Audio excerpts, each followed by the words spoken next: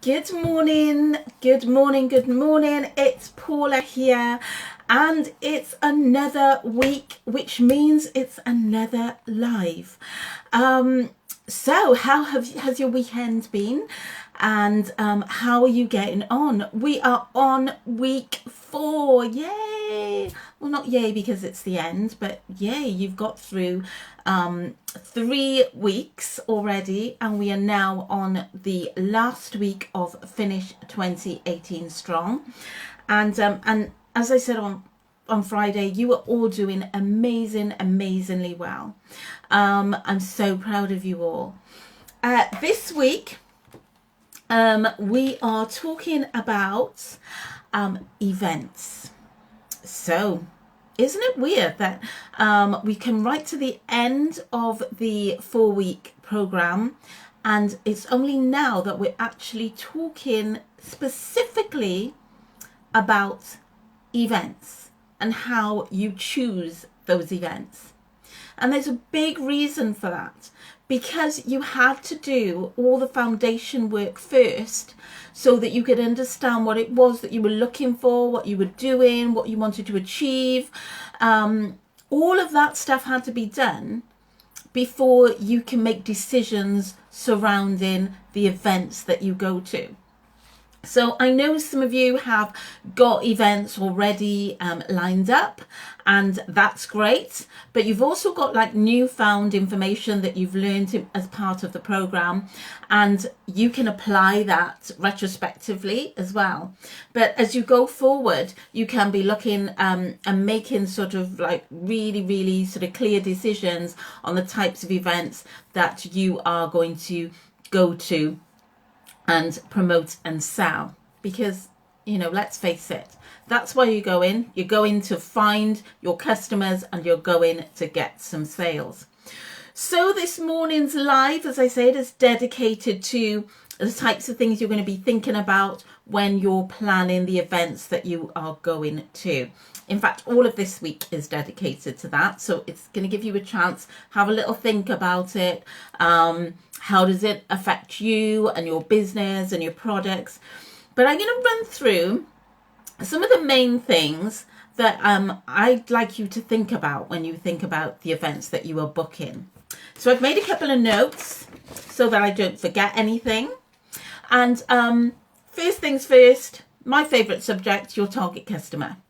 So when you're thinking about your event, is your target customer going to be there? Is this the type of event that they would frequent, that they would be interested in? Target customer. Number 2, access and location. Where is it? Are you quite happy to travel? When you're weighing up all of these things, how far is it? Is it going to be easy for you to get there in terms of where it is? And also access to the venue itself. Is there lots of steps? Is it going to be really awkward for you to cart all your stuff around? Especially if you have really heavy products, and even if your products aren't quite heavy, you might have them in storage boxes and things like that, so it could be awkward in terms of where you're going to go, how you're going to set up. Then the other thing is check in on previous events at that venue. What's their past record like? What has their footfall been like? How popular are they in terms of people attending those events? Check those out too. If there's something that you can find about that event in itself, see what you can find out about past records. And also, my final one is, can you display the way you want? And this is really important, because if you've been doing the previous work that we've been doing in terms of understanding how your customer and your specific products that you're going to be putting out, have you got that freedom to do what you want to do in terms of your display? Or is there too many restrictions at this venue? Is there space too small? Is their table too small? You know, are you not be able to bring your own table? Are there issues around that? You really need to find that out as well. You know, the main thing to remember is that this is getting more and more popular for venues to say, I'm running an event. Or people out there who are saying, oh, I'm organising an event, I'm looking for stall holders. I mean, honestly, practically every week there's somebody new sending out some sort of message saying, I'm looking for stall holders, I'm doing a charity event here, I'm doing a Christmas event here. Christmas is a big time for people to all crawl out of the woodwork and say that they're running a Christmas event. And they know that as soon as they use the word Christmas, they are going to grab the attention of stall holders, because stall holders are like, oh yeah, it's a Christmas event, I'm going to go. You guys know different. You know that when you hear somebody promote a Christmas event, you know, right, okay, is this going to work for me, my target customer?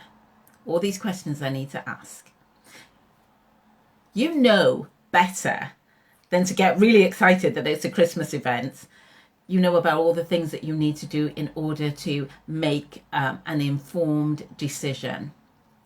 So yeah, it's really, really important to do this assessment on the events that you go to. It could make or break you in terms of sales. You know, it is so demoralizing when you go to a venue and, you know, you've prepared and you've thought about all the things that, you know, you need to do, but then you go to this venue and it doesn't live up to its expectations. This is why you need to do all of the steps that we go through. This is why I did it in a 4-week program. I did it so that you could do every single step and look at it as a whole picture. So I'd love to know your comments if you were watching this on the replay. Let me know how you are finding this in terms of searching for events that are going to be right for you. Hi Jackie, I can see you just coming in on the live, talking events and how to choose them. Now, don't get a hang up if you find that convenience wise you cannot find a specific events that are going to work for you, especially if you are early in your business. The important thing is, if you can't find something that you think ticks all of your boxes, make your decision based on the fact that you are going to learn from this, because every single event that you go to, you learn, you understand, you get feedback, you hear what customers are saying.